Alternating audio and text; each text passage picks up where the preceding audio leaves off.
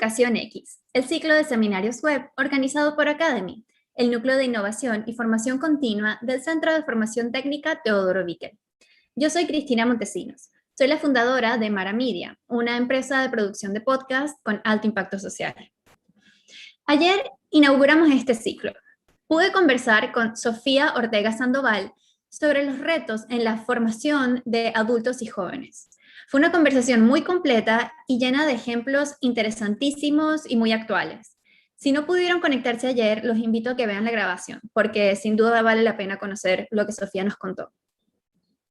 Durante este ciclo estaremos hablando sobre estrategias de acompañamiento e intervención social. Y hoy continuamos con temas también súper impactantes, que sería salud mental, cuidado humano y tratamientos de consumos problemáticos. Les doy las gracias a todos los que se conectaron y que nos acompañan a través de YouTube Live. Antes de comenzar, como siempre, les tengo que decir algunas cosas.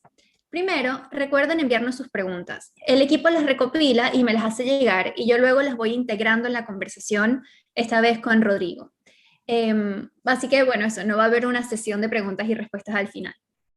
Segundo, si asisten a los 3 días del encuentro, les haremos llegar un certificado de asistencia. Así que recuerden llenar el formulario que el equipo está publicando en el chat de YouTube.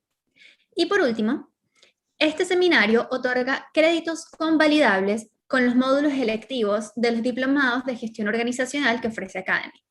Más adelante les contaremos un poquito más de eso, pero los invito a que visiten www.xacademy.com para conocer más sobre estos diplomados.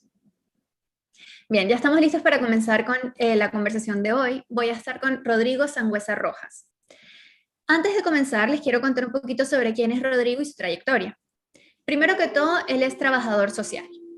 Ha estudiado mucho, tiene un magíster en gestión estratégica pública y desarrollo local, y además tiene muchos diplomados, entre ellos un diplomado en mediación familiar, en liderazgo social, en actualización profesional y desarrollo de competencias en el tratamiento de adicciones. Rodrigo también se desempeña como docente universitario. Tiene una trayectoria de 16 años trabajando con población infanto-juvenil vulnerable y de consumo problemático, además de trabajar con población adulta de mujeres con consumo problemático e intervención familiar. Rodrigo, muchísimas gracias por acompañarnos. Hola. Buenas tardes, hola. Bien, bueno, ya creo que en base a tu trayectoria sabemos un poco por dónde va a ir esta conversación y como digo, para mí es bastante impactante porque yo en general no me desarrollo en estos temas, pero me encanta todo lo que estoy aprendiendo y conocer todo lo que ustedes están haciendo. Así que te pido que como para abrir el espacio, nos cuentes un poquito de cómo comenzaste en este mundo y por qué decidiste cómo seguir desarrollándote por aquí.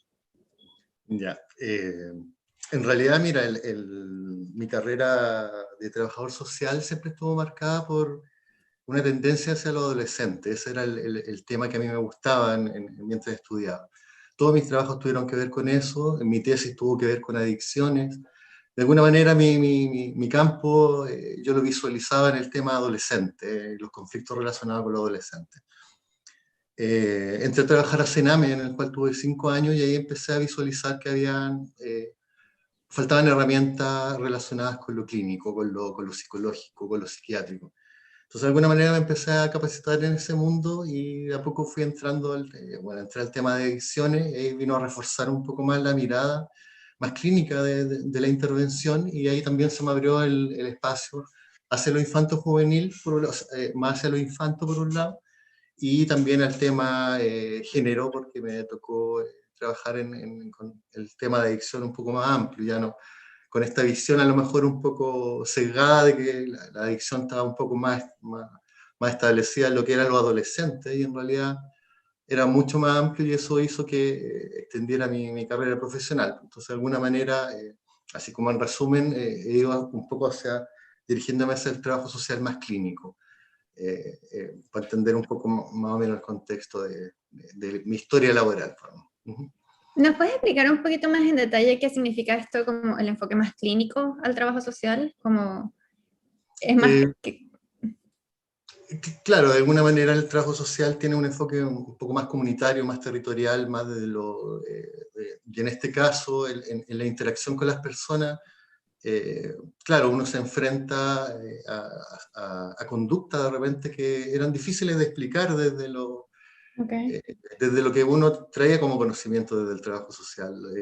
Y ahí, claro, había que empezar a ahondar en que habían patologías de base, habían rasgos psiquiátricos de base y que decía, chuta, en realidad esto está pasando no porque la gente no sepa hacer las cosas o X cosas, sino porque hay problemas que hay detrás. Entonces esa comprensión hacia lo individual interno y con acercamiento a lo que es el trabajo médico, el trabajo psiquiátrico, el trabajo psicológico, hace que el trabajo social se vaya un poco más hacia una cuestión más clínica, en ese sentido. Perfecto.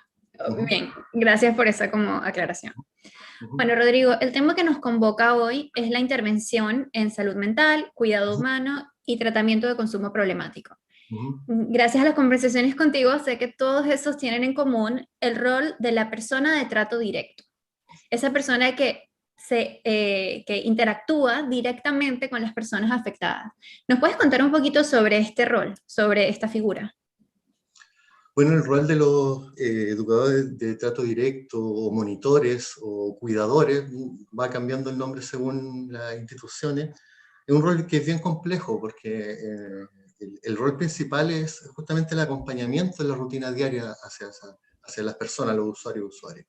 Mm. Eso significa, por ejemplo, si es un residencial y si toca un turno de mañana, que entre, no sé, a las 8 y salga a las 4, significa que la persona va a estar a cargo de levantar a esa persona, que se tome su fármaco, que tome desayuno, que se bañe, que haga el aseo, que participe en talleres. O sea, hay un acompañamiento en el fondo que dura varias horas, en el fondo Ujú. no solamente con un usuario, sino con el grupo de usuarios que tenga esa comunidad. Pueden ser 5 usuarios, 10 usuarios, 15 usuarios, 20 usuarios.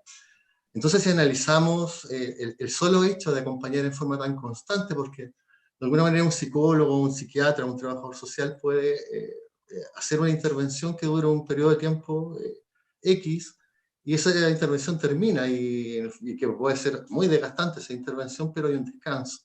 En este caso, el rol del trato directo es un rol permanente que tiene que estar ahí Claro, constantemente. Entonces, nosotros sabemos que incluso en las relaciones emocionales donde fluye el amor, el estar, y lo podemos ver ahora en pandemia, en como las pandemia, familias están sí. en crisis porque están todo el día juntos. Bueno, ese desgaste emocional ya le agrega un elemento de complejidad. O sea, suponiendo que esta rutina en este lugar sea sumamente adecuada, independiente de eso, ya hay un desgaste con el hecho de estar 100% atento a las necesidades de estas personas. Si a esto le agregamos que son personas de perfiles complejos, Ujú. eh, con tendencia al conflicto interaccional constante, que parte desde que a lo mejor ya algunos no se quieren levantar, algunos no se quieren tomar el fármaco, o que por qué le sirvieron más desayuno a este que a este otro no, y que el preferido. O sea, hay una Mm. constante tendencia al conflicto. Entonces, el trabajador de trato directo tiene que tener una muy buena muñeca, mucha habilidad para, en el fondo, contener estas situaciones. Que es lo complicado, que hay el desgaste emocional muchas veces muy potente en este tipo de trabajadores. Claro. Ese desgaste se lo llevan a sus casas, se lo llevan a sus familias y van contaminando sus espacios, porque de verdad solamente el hecho de estar ya es muy complicado. Si a eso le agregamos todas las vicisitudes del día y todas las complicaciones diarias, en un día más o menos normal, porque en un día más o menos normal siempre van a haber algunos roces y algunos conflictos entre usuarios o con los mismos profesionales, que efectivamente, claro, que el desgaste va a ser tremendo y hay una tendencia general de estas personas también a experimentar este desgaste. Se les nota muchas veces en lo físico, en lo emocional, en sus vidas, cómo esto en el fondo les va influyendo en forma negativa y van en el fondo absorbiendo mucha energía emocional con perfiles que son con tendencia a la complejidad. Claro. Ujú. Claro, y esto tú nos lo estás contando primero como en contexto institucional, como en lugares como el Sename mencionabas, o Sonda, O sea, perdón, se llama. centro de Sí. tratamiento de drogas, por ejemplo, son Ajá, así. exacto. Pero Ujú. también yo lo relaciono, esta descripción que estás dando de esta persona de trato directo, pasa mucho en nuestras vidas diarias, en las relaciones familiares, por ejemplo, personas que están encargadas del cuidado de alguien mayor o de alguien enfermo dentro de la familia, ¿no? Como que, y a la larga quiero llevar esto como En esta sesión vamos a estar hablando mucho sobre las dificultades, sobre lo que se tienen que enfrentar y las herramientas que tienen que desarrollar estas personas que dan ese trato directo, ¿no? Ujú, Entonces, me encantaría que pudiéramos hablar un poco ya más concreto en las dificultades. Por ejemplo, se me ocurre la palabra protocolos. ujú. Comencemos por ahí. Bueno, los protocolos son una necesidad, o sea, en el Ujú, fondo, como te decía, los perfiles son complejos, entonces la tendencia al conflicto va a estar en forma constante, permanente. Pero el perfil es mucho más que eso, o sea, no solamente esta constancia conflictiva, sino que también va a experimentar situaciones que van a ser de alta complejidad, heteroautogresiones, intentos suicidas, intentos de a lo mejor de robarse unos fármacos para suicidarse, peleas entre usuarios, o sea, en el fondo los conflictos que se pueden enfrentar estos tipos de trabajadores son graves, son complejos, son de una necesidad de un manejo de equipo, y ahí hay un elemento tremendamente importante, o sea, cómo claro. la institución tiene que ser un paraguas de contención, cómo el funcionamiento del equipo tiene que ser un paraguas de contención. Y eso tiene que ver desde los saludos, desde que las cosas se solucionen conversando, desde que las cosas, o sea, desde de los detalles más mínimos hasta las cosas más complejas tienen que estar en el fondo establecidos, porque en ese sentido una de las cosas más importantes es la consistencia. Esto es como cuando el niño está con un papá y una mamá, y si la mamá Mm, dice una cosa y el papá dice otra cosa, ahí va a haber mucho conflicto. Aquí se claro. necesita una forma de trabajo institucional que permita la contención de esas situaciones. Y obviamente, y en ese sentido, los de trato directo son las personas que, como están en constante relación, y muchas veces eso significa que tengan muy buena vinculación con los usuarios. Muchas veces los usuarios pueden decir, no, no, no quiero ver al psiquiatra, el psicólogo cree que estoy loco, puede haber alguna resistencia a algunas profesiones, pero el trato directo no, el trato directo es buscado por las personas, es un referente de contención. Entonces, si no tiene las herramientas para contener efectivamente, se va a crear un conflicto. O sea, en la medida que el trato directo tenga herramientas de capacidad de contener y por sobre todo de no verse afectado, porque ahí nosotros relevamos el elemento técnico. O sea, si yo me paro frente a este tipo de intervención, a este tipo de perfil, Ujú. sin el conocimiento técnico, yo puedo decir, oye, son porfiados, son malagradecidos, son peleadores, una Perdón, serie. ¿te refieres al quién es el porfiado, el paciente o el No, el trato directo? paciente. El Si yo paciente, como perfecto. trato directo me Mm, acerco sin tener un conocimiento técnico, yo puedo dar una serie de percepciones de conocimiento común. Si yo me claro. acerco con el conocimiento técnico necesario, yo voy a decir, ah, no, aquí hay en el fondo señales de que hay una patología. Aquí ella Mm, está funcionando de acuerdo a su perfil psiquiátrico, por lo tanto yo no me tengo que ver afectado emocionalmente. Por lo tanto, yo voy a tener la capacidad al contenerme yo emocionalmente, de poder contener emocionalmente, por ejemplo, un grupo que está a punto de entrar en un conflicto grande. Si yo no tengo esa percepción técnica, puede ser que el que se descompense sea el trato directo o algo de lo claro. contrario.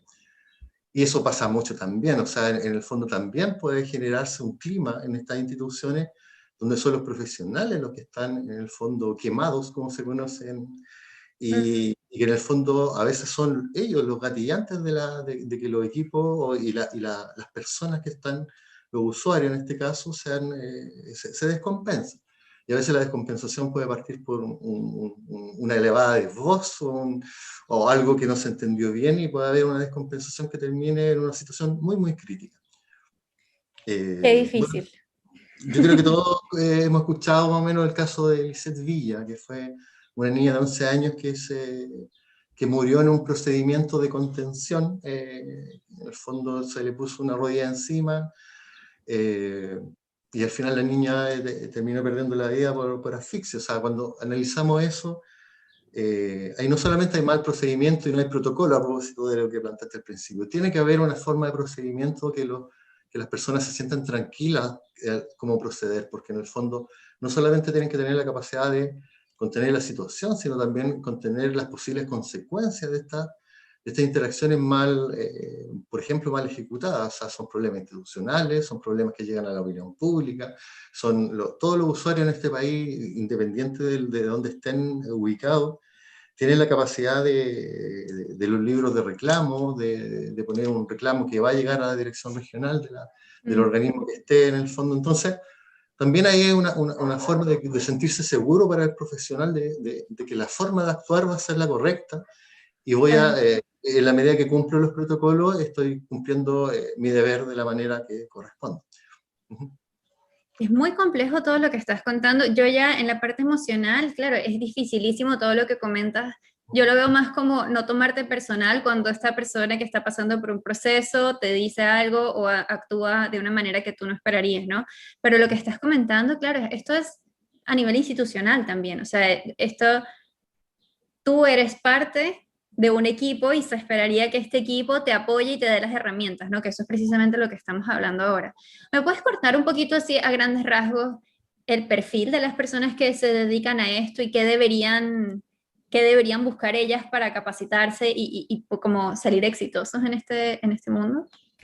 Eh, o sea, el perfil ya es una complicación estructural, de alguna manera, porque hay una tendencia que las personas que son más de trato directo sean personas que sean técnicos sociales o técnicos en enfermería, muchas veces no con mucha experiencia laboral, tampoco con mucha experiencia de capacitación en sus mismas, porque de alguna manera un técnico de enfermería no sale con una especialidad en salud mental, o un técnico social tampoco. Entonces muchas veces llegan a trabajar y se empiezan a enfrentar a estas situaciones.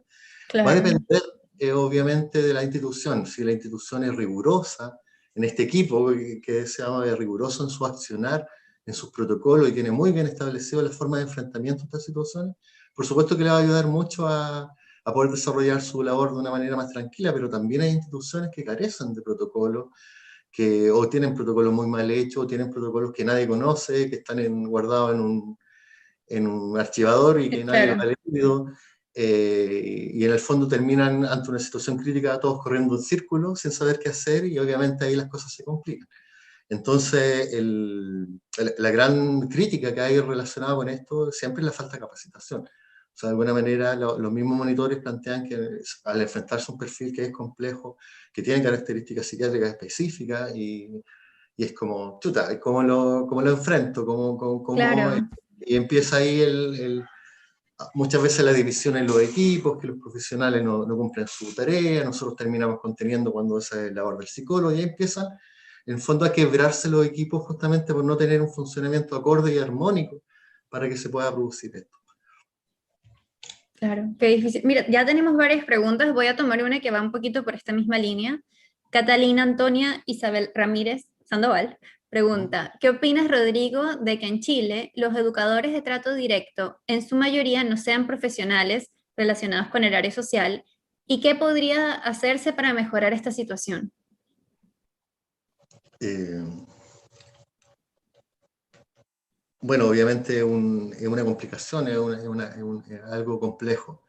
Tiene que ver con algo estructural, tiene que ver con la mirada muy vertical, de alguna manera, dirección, profesionales y trato directo. Entonces, de alguna manera, ya detrás de eso, hay una mirada que el trato directo es como es como, de alguna manera, es como el profesional que menos capacitación necesita. Mm, Como que el profesional que está ahí como para cuidar solamente. Por eso incluso en como algunas... para llevar a cabo cosas que alguien más decidió, ¿no? Como Algo los... así, claro. Entonces, Mm, esa mirada ya es muy compleja. Si uno se pone a pensar, digamos, en lo que se debería hacer, tal vez los tratos directos deberían ser solamente psicólogos, por ejemplo.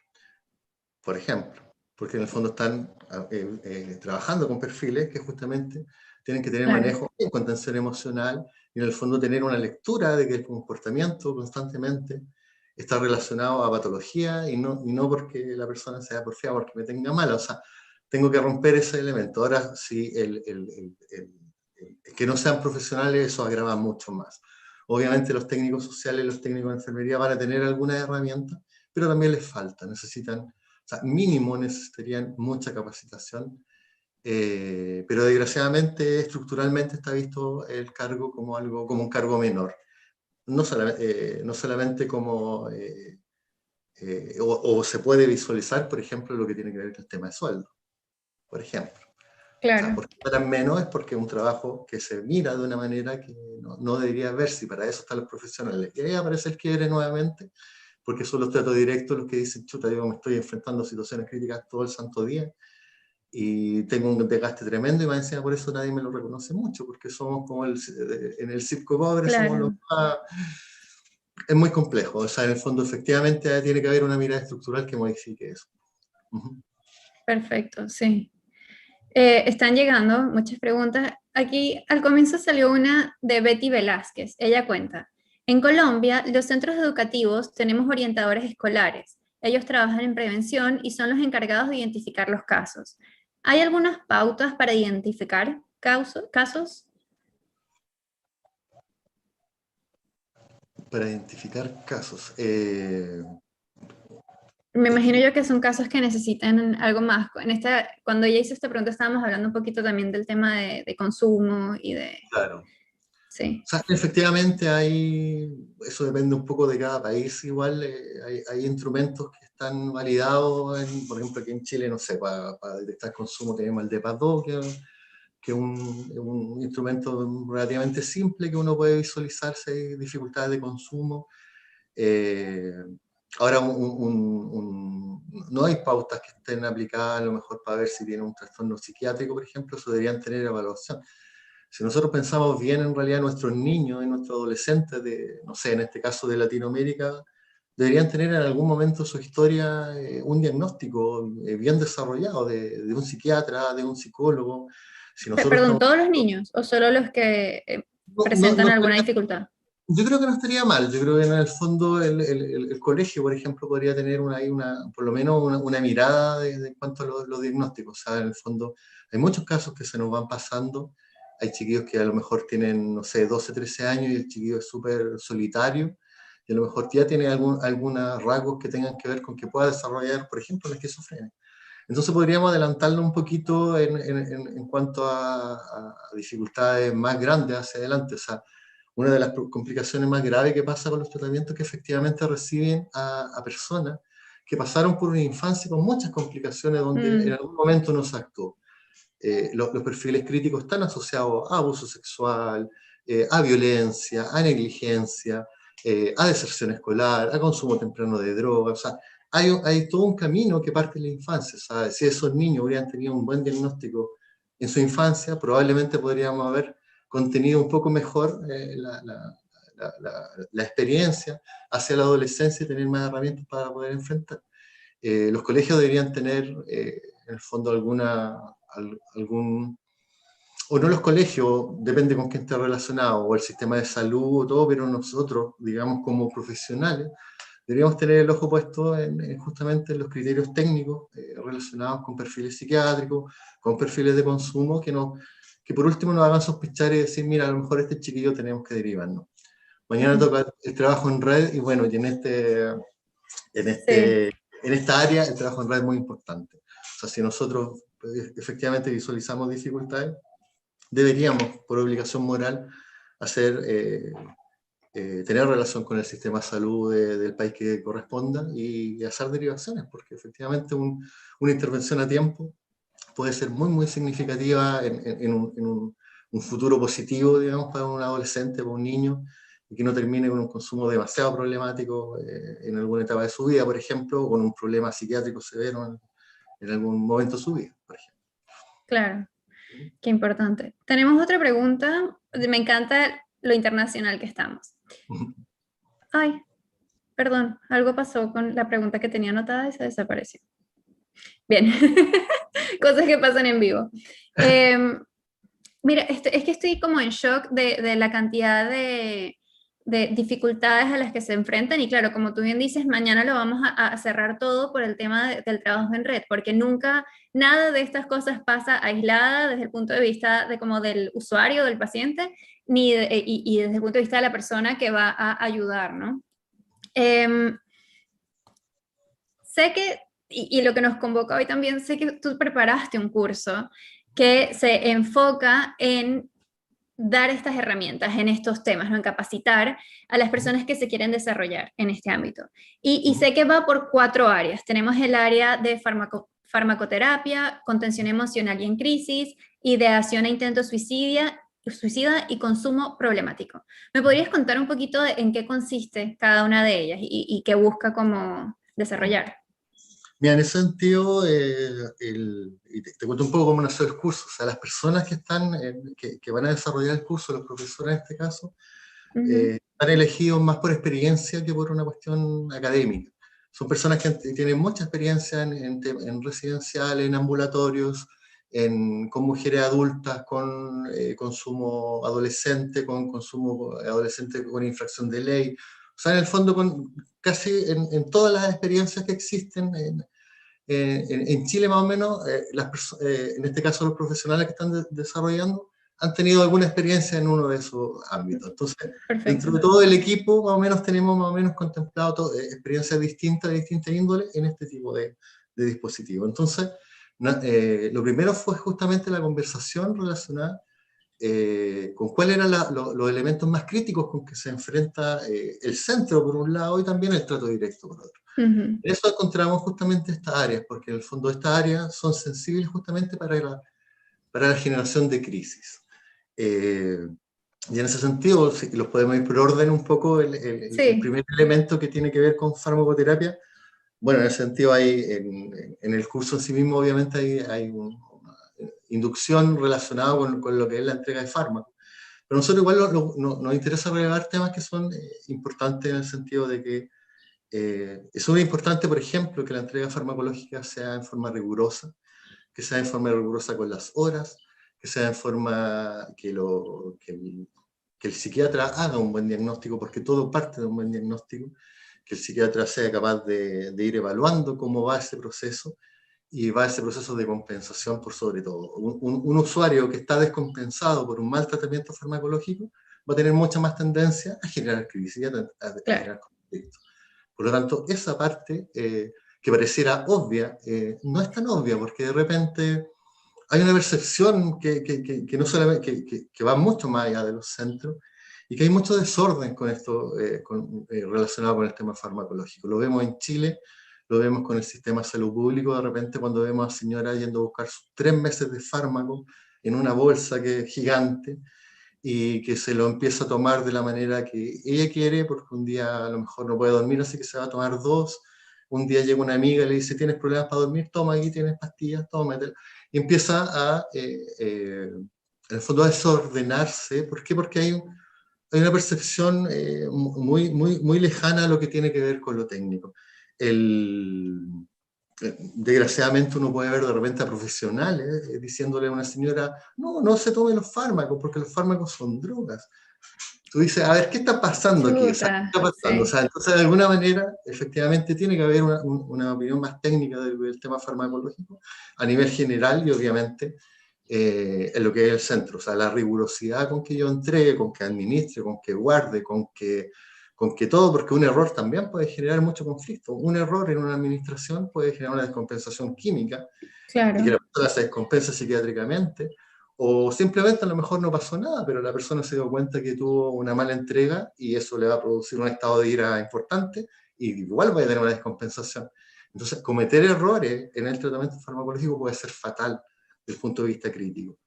Entonces, justamente ese es uno de los primeros elementos que vimos como en crisis y que muchas veces, desgraciadamente, muchos centros no tienen tan protocolizado, no tienen formas de revisar que ese fármaco se entregó de buena forma, hay una contraparte. O Perdón, sea, ¿y cuáles serían algunos ejemplos de formas en que hay protocolos o guías para que esto no pase?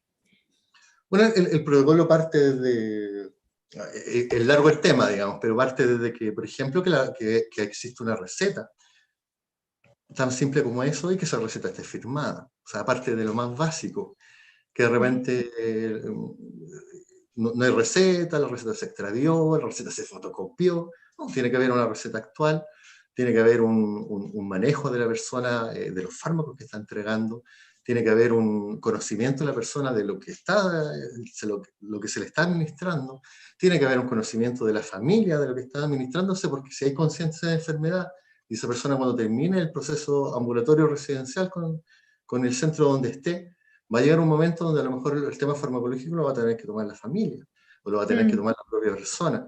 Entonces hay un montón de líneas en el fondo educativa y que están enfocadas justamente a ver técnicamente la necesidad del fármaco. Y cómo en el fondo puede estabilizar una patología de base que no se va a sanar cuando termine su estadía en el centro, sino que va a durar toda la vida. Entonces hay toda una relación de trabajo muy rigurosa que se puede hacer y que va a ayudar mucho justamente a la contención. Insisto, usuarios bien con buen tratamiento farmacológico van a estar mucho más compensados y va a ser mucho más fácil su manejo. Claro. Perfecto. Rodrigo, vamos a hacer una pausa porque ya estamos más o menos en la mitad del seminario y voy a traer a Juan Aranda, nuestro invitado estrella, para que nos cuente un poquito más sobre algunas informaciones tanto de Academy como de Dianova. Muchas gracias, Cristina. Un saludo también a Rodrigo. Ha sido muy interesante esta primera parte, ¿no? Con una contribución muy grande al aprendizaje de estos temas que de repente están un poco de lado, ¿no? Y no están sobre la mesa cotidiana. Bueno, gracias por este pase porque es para compartir información relacionada con los programas que desde Academy, del CFT Teodoro Víquez de la Universidad de la Frontera, estamos impartiendo a partir del mes de julio y durante el mes de agosto también. Empezar por contarles que el primer, ahí voy a compartir mi pantalla, parece que sí lo estoy haciendo, ¿verdad?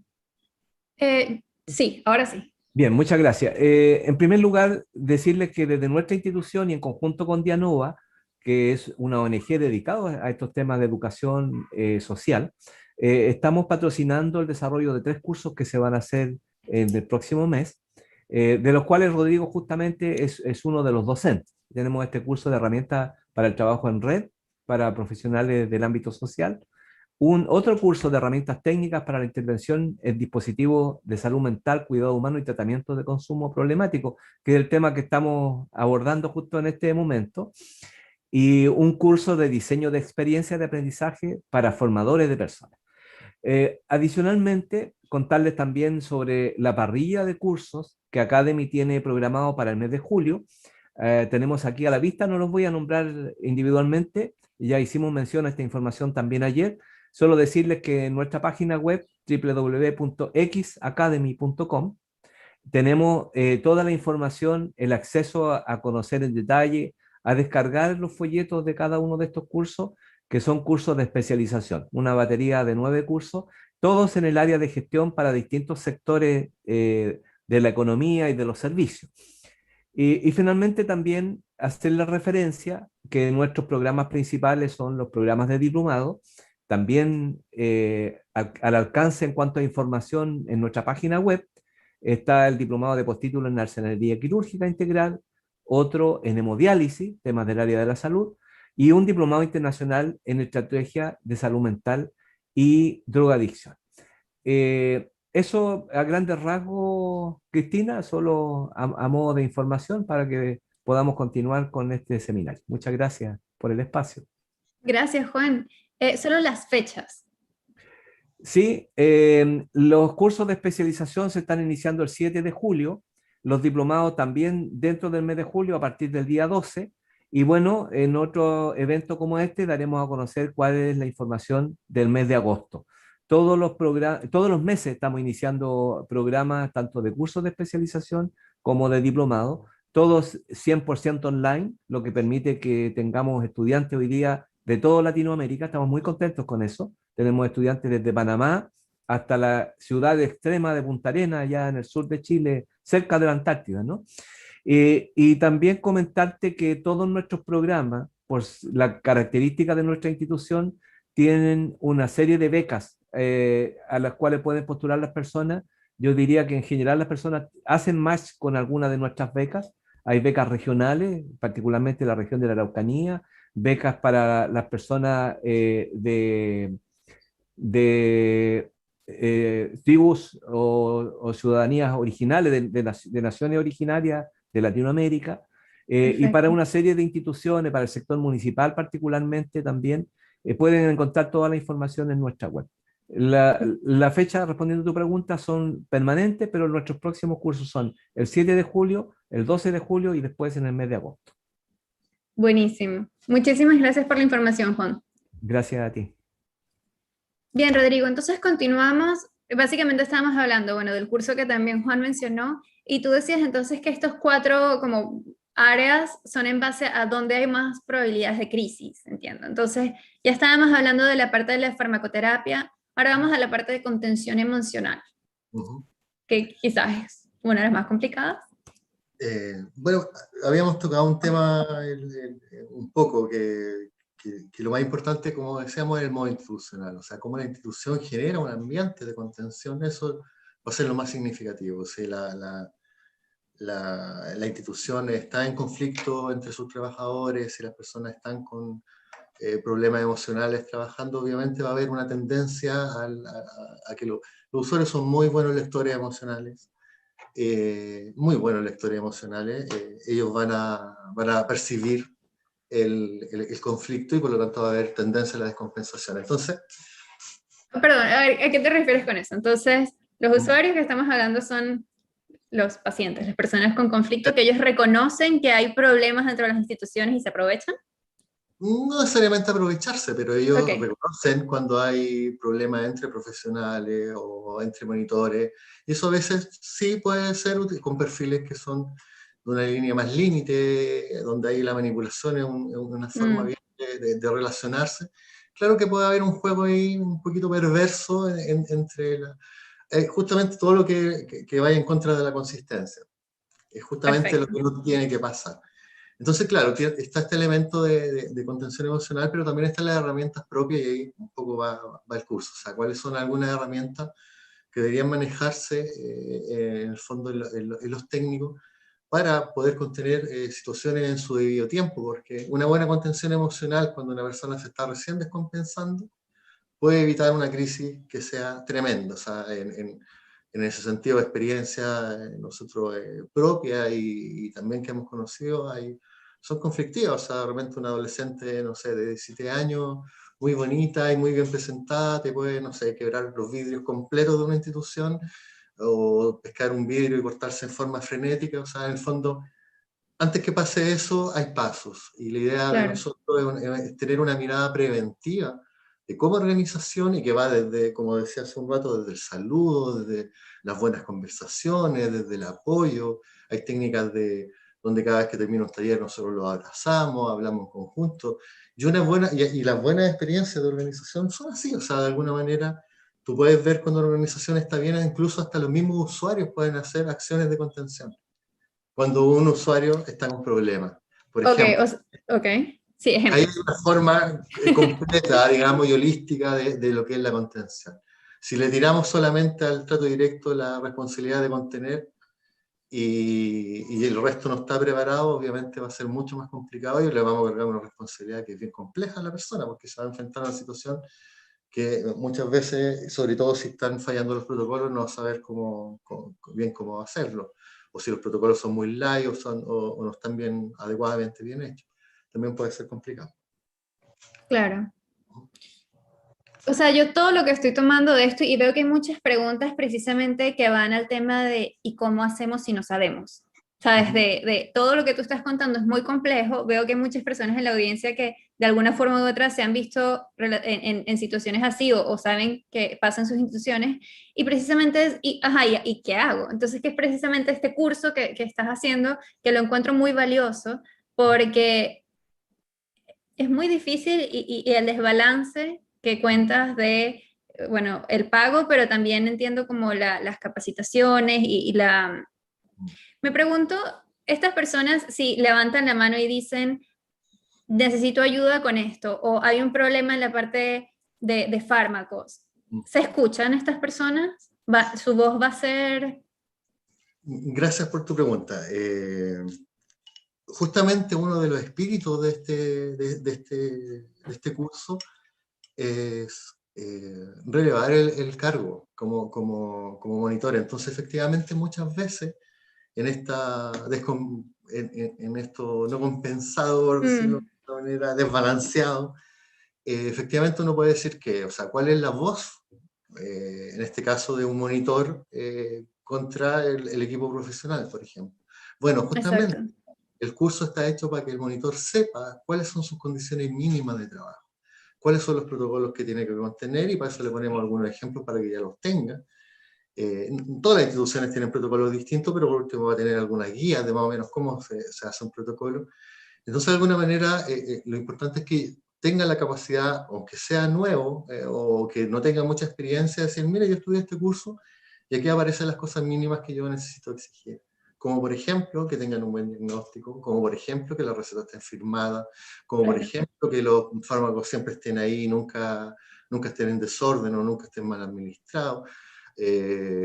Necesito capacitación en contención emocional, no hay protocolo en contención emocional, o sea que de alguna manera el curso le muestre todo el abanico de necesidades. El curso es bien práctico y es bien concreto, y en ese sentido nosotros nos vamos a un gran desarrollo profesional desde el punto de vista teórico. Si nosotros vamos al elemento técnico básico para poder funcionar y protegerse justamente de alguna manera de estas crisis. Claro. Entonces, justamente es generar un rol distinto en el técnico que llegue, digamos, a un equipo clínico y diga, a ver, nosotros estamos fallando porque no tenemos protocolo, o porque el protocolo está muy mal hecho, o porque nadie lo conoce, o porque está obsoleto. Entonces, esa es justamente la idea para que el profesional sea escuchado de una manera distinta, se plantee en el equipo, o se plantee en el equipo de una manera diferente. Y obviamente generando un rol que es importante, porque al final la persona que se va a llevar el desgaste va a ser la persona. Entonces, Sí. como, esta es mi relación. Así que me parece genial tu pregunta, porque es una necesidad. Efectivamente, a veces las instituciones no escuchan a estos cargos. Por eso nosotros estamos intentando que sean los profesionales los que tengan la posibilidad de decir, a ver, esto es lo que está fallando y esto es lo que tenemos que mejorar. Claro, porque, o sea, al final del día, por todo lo que nos estás contando, son estas personas las que están día a día, que tienen que implementar lo que alguien externo o que va una vez a la semana tiene que hacer, pero también son los que más pueden como responder frente a si está funcionando o no, si creen que quizás hace falta algo más, son ellos los que están ahí día a día viendo todo. Y me preocupa muchísimo todo lo que tú cuentas porque es difícil, lo hablamos solo al comienzo, ¿cómo no te llevas todo lo que sea que pasa en el día a día a tu casa y lo traduces después en tus relaciones de amistades y familiares, ¿no? Entonces, yo creo que quizás el camino ideal es ese donde tú sepas tus derechos, básicamente, lo que se espera de ti, lo que tú puedes lograr y tengas herramientas y te apoyen, ¿no? Nos quedan dos áreas más. Bueno, la otra, y en realidad esta sirve harto, que tiene que ver con la ideación suicida. O sea, de alguna manera, y de nuevo relevar el conocimiento técnico. O sea, aquí nosotros escuchamos muchas aberraciones, por decirlo de alguna manera. Está llamando la Okay. atención, es manipulador, es manipuladora, y eso no solamente lo vemos en los centros, lo vemos en la vida cotidiana, lo vemos con un adolescente, lo vemos con una niña, lo vemos en un colegio. Entonces, en ese sentido, este módulo, lo central es plantear que en realidad todas las personas que se suicidan empiezan a dar señales antes, que el llamado de atención en realidad no es un problema en sí mismo, porque efectivamente cuando una persona está pensando en suicidarse es porque hay sentimientos de abandono, hay sentimientos de una emocionalidad negativa donde yo no sirvo, donde yo no tiene sentido seguir viviendo, y cuando mando esta señal, efectivamente es una señal de atención de decir, ayúdenme, o háganme sentir que no estoy tan solo. Entonces, si yo paso de eso, o sea, primero, si lo vemos a nivel laboral, si nosotros nos pasamos un aviso de ideación suicida y el día de mañana se nos suicida, obviamente va a haber una investigación en ese centro y la primera pregunta van a decir, bueno, pero él dijo Nunca algo. dijo nada, sí. O sea, es el primer conflicto que queremos evitar, ¿no es cierto? Entonces, ¿qué es lo que planteamos en este momento? Es decir, oye, cuando hay un indicio, cuando alguien está diciendo algo, uno hay que tomarlo en cuenta y otro hay que activar los protocolos. Y hay que activar los protocolos hacia salud mental, porque es un problema de salud mental. O sea, tendremos que lo vea el doctor, que lo vea la psiquiatra, y si no está en un centro y si está en la escuela, bueno, hagamos una derivación, ahí de nuevo el trabajo en RAD, hagamos una derivación al sistema de salud público. No podemos quedarnos con el, no, está llamando la atención, no hay que tomarlo en cuenta. O sea, en el fondo nosotros somos profesionales, en las escuelas todos los profesores son profesionales, o sea, todos los ámbitos de trabajo son profesionales y no podemos tener este tipo de respuestas, y ni siquiera en lo personal en realidad. Entonces, de alguna manera, tenemos que accionar el protocolo, tenemos que ir hacia la salud mental, porque podemos estar en el indicio de algo que después vamos a lamentar, digamos, con profundidad, porque en el fondo es de las crisis más grandes que los podemos enfrentar, no solamente en la Sí, vida cotidiana, sino también en un centro, en una institución, un suicidio dentro de un centro, claro. es una debacle emocional para los usuarios, para los profesionales, para el mismo profesional que no activó nada, para la institución que se va a ver en tela de juicio. O sea, ahí tenemos nuevamente una crisis tremenda que se pudo haber evitado simplemente por aplicar protocolos, por aplicar una mirada profesional. Ahora yo te pregunto, vida personal. Yo me te comentaba que una vez tuve un conocido que fuimos como muy cercanos durante una época. Yo al final me terminé alejando un poco de esa persona porque era bastante manipuladora y yo lo veía y sentía que me estaba agotando. Y un día recibí una llamada de esta persona de que se quería suicidar.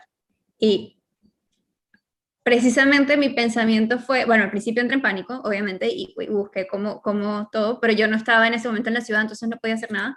Y después me enteré que llamó a muchas personas ese día.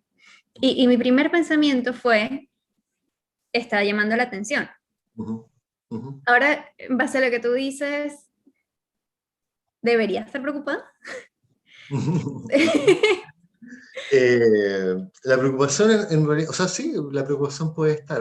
Efectivamente, en las relaciones de pareja hay líneas de manipulación y eso existe, digamos. Pero en el fondo tampoco no están hechas también desde una idea como de, a ver, voy a hacer un acto de manipulación para que la persona vuelva conmigo. No es tan así. O sea, efectivamente está relacionado a perfiles de dependencia emocional, donde la persona siente de verdad que no puede seguir viviendo sin la otra persona, que una serie de cosas. Entonces, la pregunta es, ¿necesita ayuda esa persona? Claro que necesita ayuda. Ahora, en este caso, en este ejemplo específico, la responsabilidad no es tuya, ¿no es cierto? La responsabilidad no es de la pareja. Bueno, pero me comunicaré con sus familiares, con su gente y decirles, ¿sabes qué? Está pasando esto, yo estoy visualizando esto, aquí hay una dependencia emocional media patológica, él está avisando que se quiere suicidar y necesita ayuda. Claro. Es un ejemplo como de reaccionar en el fondo, no me pase la pelota a mí por un lado, no me pase la responsabilidad a mí, pero sí hay un hecho que a lo mejor la familia sería bueno, por ejemplo, que conociera. Porque efectivamente está mostrando, porque no es normal que alguien diga cuando termina la relación me voy a matar. O sea, eso ya tiene que salirnos un poco, ¿no es Sí, cierto?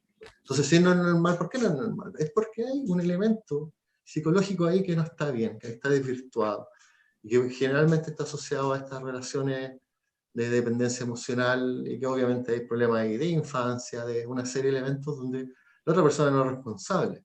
Pero tampoco a lo mejor sería bueno reírse de la persona o desestimarlo, sino que efectivamente dar el anuncio de lo complicado que puede ser. Tenemos que estar atentos a los anuncios porque estas personas efectivamente, de tanto pensarlo, y de tanto va el cántaro al agua, dice el dicho, en este caso de tanto pensarlo, llega un momento que hay una crisis un poco más potente, o si a esa crisis le agregamos, por ejemplo, un consumo de droga, claro que puede haber muchas posibilidades de que esa persona al final sí haga lo que está anunciando por mucho tiempo. claro. Y ahora, relacionando eso, porque creo que no hemos hablado tanto del tema de la familia y del círculo de las personas, ¿no? ¿Cuál es el rol o qué debería buscar esta persona de trato directo en relación a como red? ¿Es Eh, pertinente, debería ir por ese camino o quedaría hasta el tema de quizás levantar la mano y que sean otras personas las que luego hagan esas conexiones? bueno, ahí es súper importante el rol ahí de los trabajadores sociales, de los psicólogos, y en diagnosticar justamente la familia de dónde vienen. Muchas veces las familias son las generadoras de las crisis. La mamá es la persona que ejerció la negligencia, el papá el que ejerció el abuso. Entonces, efectivamente, realmente hay vinculaciones con familias que no son, que son más nocivas que positiva, y lo ideal ojalá, o cuando son personas adultas, a veces los vínculos ya están con sus parejas, con sus hijos, con su otra familia, pero la idea es buscar vínculos que sean positivos para los usuarios y las usuarias. Muchas veces son las familias, los agentes de descompensación, a veces los usuarios en modalidad residencial o ambulatoria pueden estar muy bien un tiempo y después ya más en contacto con su familia y vuelven en el fondo experimentar dificultades porque son las familias justamente las gatillantes de conflictos emocionales de la infancia y los que rápidamente generan la emocionalidad negativa que lo hace descompensarse. Entonces, si es complicado el tema de descompensación en un centro donde hay especialistas y hay algunas herramientas, esa descompensación en su familia termina en una crisis más grande. Hay violencia, hay consumo de droga, hay una serie de cosas. Pero sí, eso no significa que no haya que trabajar con la gente. O sea, siempre hay que mirar a la familia, siempre hay que buscar agentes positivos entre las familias, pero también hay que saber de repente, sobre todo cuando hay dependencias emocionales de esas familias, porque eso es lo más complejo. O sea, una familia es agresiva o pasivo-agresiva y con una persona que sea absolutamente dependiente de ese tipo de relación, o sea, el pronóstico es muy malo para un caso de esas características. Entonces nosotros tenemos que ver ahí también, de nuevo, el aspecto clínico, también visualizar, porque de repente nos podemos encontrar con familias que derechamente tienen problemas psiquiátricos y severos. Entonces, o más grandes incluso que los mismos, que sus mismos hijos en este caso, o hijas. Entonces, Claro. chuta, ahí tenemos que en el fondo evaluar también cómo se hace. Es todo muy caso a caso, todo muy caso a caso. Perfecto, sí. Ya veo con más claridad eso. Porque yo al principio era todo muy así, protocolos y como unas reglas claras y en realidad es caso a caso. No me había dado cuenta de la hora. Tengo millones de preguntas y nos han llegado muchas preguntas, pero primero quiero que toquemos el tema antes, si nos da tiempo me encantaría agarrar una pregunta más, pero que hablemos de cómo ha afectado la pandemia. Por ahí hubo una pregunta sobre cómo haces ahora que es todo en línea, ¿no? Y cómo sientes tú qué cambios se generaron en este último año en la forma de trabajar y qué cosas nos podemos llevar para el futuro en base a esto, ¿no? Viéndolo como más positivo. El elemento más positivo que nosotros hicimos el año pasado en nuestro centro un pequeño sondeo de encuesta y lo que más fue significativo, por lo menos para la modalidad residencial, fue el hecho de poder estar más cerca de la familia. ¿Por qué? Porque muchas veces los lugares físicos de estos centros están lejanos de la ciudad o las personas que pertenecen a estos centros son de distintas ciudades del país. Entonces, de alguna manera, el hacer intervención con esta familia significaba una vez al mes, cada 2 meses, una situación que era en un mes y si la familia no llegaba ya significaba 1 o 2 meses más. Con el trabajo remoto empezaron a aparecer las videollamadas, con la familia y en realidad celebraron cosas bien, bien interesantes con respecto a que las familias se sintieron mucho más contenidas, en conocimiento más permanente de lo que estaba pasando y podemos ir sintonizando muchas cosas que van pasando en el día a día con la usuaria, en este caso eran residencial mujeres, con su familia. Entonces fue un elemento positivo. Y el otro elemento que nos pasó, que tuvimos un par de casos que tratamos en forma remota a la usuaria. O sea, las usuarias se integraron en su familia y la usuaria y la familia en constante, todos los días, en llamado telefónico, en videollamada con el centro de tratamiento. Y era bien interesante porque tú ibas resolviendo situaciones cotidianas, pero con las herramientas del centro, y resulta que logramos como estabilización de varias usuarias en esa forma.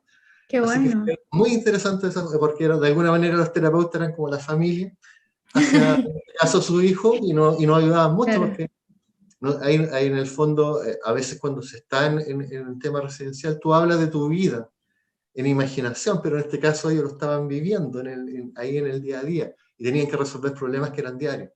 Entonces también fue muy interesante eso. En ambulatorio tuvimos experiencia porque efectivamente el ambulatorio bajó mucho la intervención presencial. Entonces Claro. se hizo un acercamiento y ahí tenemos, yo creo, que hacer otro sondeo. En la primera etapa fue positiva, porque los usuarios se sintieron más acompañados de una forma más diaria, podían comentar algunas cosas que le estaban pasando en el cotidiano y lo pudieron resolver mejor. Ya con el tiempo de pandemia, que ya ha sido largo un poco para todos, ya no está esa misma motivación tan positiva, ya hay un poquito más de desgaste, ya no hay tantas ganas de recibir las llamadas, o en el fondo ya las cosas cambiaron. Entonces nosotros ahí tenemos que evaluar también, y una cosa que tenemos pendiente es visualizar nuevas estrategias relacionadas con los remotos ambulatorios. Pero por lo menos en residencial trajo buenos elementos en lo familiar. Es más, nos trajo un escenario que nunca habíamos pensado, y lo teníamos a la mano y nunca lo habíamos pensado, y que nos trajo buenos frutos. Qué bueno. Uh-huh. Qué bueno. Sí, ha sido un año de mucho aprendizaje y me imagino que la pandemia también generó nuevos casos o nuevas situaciones que quizás antes no habían, ¿no? O se hicieron más graves. En realidad ahí yo creo que no hay como una tanta claridad. Yo creo que el problema de salud mental es una forma generalizada lo que ha traído la pandemia, o sea, efectivamente. Pero también había otros fenómenos bien especiales. Por ejemplo, nosotros analizamos el año pasado con el mismo hecho de haber pandemia, por ejemplo, bajo la oferta en algunas regiones de lo que era la pasta base, por ejemplo. Y se nos estabilizaron los usuarios que no habían hecho abstinencia nunca y que la estaban haciendo ahora porque no había oferta, porque no había llegado. Un ejemplo. Entonces, los cambios, o hay chiquillos que han estado mucho más encerrados en sus casas porque no pueden salir y no tienen a dónde salir y han hecho procesos de abstinencia más positivos de lo que venían haciendo todos estos años. Entonces, es difícil. Pasan cosas buenas, pasan cosas malas, claro. pasan cosas más críticas. Es difícil hablar de un general. Falta mucho que estudiar hoy, de analizar con respecto al fenómeno de la pandemia. O sea, pero efectivamente, de que han habido cambios, lo han habido. Para bien y para mal. Claro. Perfecto, sí, como todo. Mira, nos quedan 3 minutos y me encantaría, hay muchas preguntas en el ámbito educativo y en el mundo de los niños y jóvenes. Y acá tomo una de cómo se puede ayudar a estudiantes adolescentes que viven en contextos de consumo y microtráfico para evitar que caigan en esas redes. Eso lo pregunta Roberto Cortés. A ver, es que si están en esos contextos, más probable es que no los vamos a rescatar, sino que ellos ya están insertos. O sea, ese es el primer elemento. Entonces hay que visualizar qué tipo de vivencia tienen. Son chiquillos con situación de calle, son chiquillos que viven en familias totalmente desestructuradas, donde pasan todo el día con sus grupos de consumo. De alguna manera, familia o los tribunales de familia se supone que están para cuidar los derechos de los niños, se supone que es un elemento. Hay que judicializar esos temas, hay que ocupar la red, hay que llevarlo a salud, hay que llevarlo a... Porque así como que yo me voy a acercar y le voy a decir, acércate a mí, va a ser muy complicado porque estamos ante casos, o sea, si son chiquillos con esas condiciones, son casos severos. Y un caso severo no va a funcionar de una manera normal, en el sentido de que a lo mejor alguien lo va a ayudar y el chiquillo va a decir, sí, mira, que bueno, tengo una ayuda, por lo tanto voy a cambiar. No es tan simple como eso. Nosotros tenemos, desgraciadamente en Chile, chiquillos que tienen problemas de consumo severo, de dependencia, a muy corta edad. O sea, yo, incluso los ejemplos que te gustan, me acuerdo en el Sotero del Río, una vez en Santiago, yo vi a un niño de 8 años amarrado desde o sea, amarrado en el sistema de salud, o sea, contenido físicamente, digamos, no amarrado porque no paraba de gritar. Y no paraba de gritar porque su dependencia de la pasta base era inmensa. Entonces, un tipo de ese consumidor, la única manera, porque por voluntad propia no lo va a hacer, o sea, la única manera es que haya un tribunal en este caso, porque así era, un tribunal que emitía una orden para que se determinara su internación y buscaba un carabinero, sacaba un carabinero y ingresaba a la fuerza. Porque tenemos un caso muy severo, entonces va a depender obviamente del nivel de caso. Los casos más severos no van a ser por voluntad propia. En la medida que va avanzando son casos un poco más abordables, vamos a tener más habilidades, pero tenemos que hacer algo con un chiquillo de esas características. Si está muy en el círculo, va a terminar siendo soldado, un traficante, lo van a meter rápidamente en el consumo de droga, el consumo de pasta base genera prostitución masculina, prostitución femenina, porque de alguna manera hay que solventar el tremendo gasto que le va a pasar. La pasta base es más barata que las otras drogas, entre comillas, porque es tanta la necesidad de seguir consumiendo, que al final se termina en un tormento para la persona que necesita todo el día hacer dinero. La pregunta es cómo hace dinero un chiquillo que anda medio desnutrido, que anda, o una chiquilla que anda media desnutrida en la calle, que anda con problemas psíquicos y absolutamente descompensada. Prostitución es una de las formas, robo de otra forma. Entonces, esa es la explicación por qué tenemos chiquillos tan... Y no podemos estar con una mirada de nuevo desde los no profesionales y decir, oye, que son porfiados estos chiquillos. O sea, Exacto. allí hay un elemento, digamos, de salud mental severo que necesita ser cuidado y que desgraciadamente nuestro sistema, la verdad, no tiene las capacidades de abordar de la mejor manera, y esa es la verdad también. O sea, en el fondo tenemos que hacer algo como profesionales, tenemos que ocupar la red, pero eso no asegura nada, no asegura nada, porque estamos muy cortos aún en poder enfrentar ese tipo de casos. Wow. Primero que todo, tengo que decir que respeto muchísimo y los admiro por todo lo que están haciendo y es muy lindo y muy difícil y de verdad, mi respeto total. Te quiero agradecer, Rodrigo, por contarnos. Siento que nos falta tiempo porque hay millones de preguntas más Muchas que tiene la audiencia y que yo también tengo porque me van gracias. surgiendo. Pero bueno, me encanta que lo conectaste mucho con lo que vamos a estar hablando mañana del trabajo en red. Yo siento que eso también va a dar más claridad y bueno, y más herramientas y vamos a vislumbrar un poquito el deber ser de las cosas, ¿no? Así que muchísimas gracias por este espacio, muchísimas gracias a todos los que se conectaron, a los que nos están escuchando y los que mandan preguntas. Mañana seguimos, mañana vamos a estar con Héctor Olea León y precisamente vamos a estar hablando sobre el trabajo en red. Muchísimas gracias, nos vemos.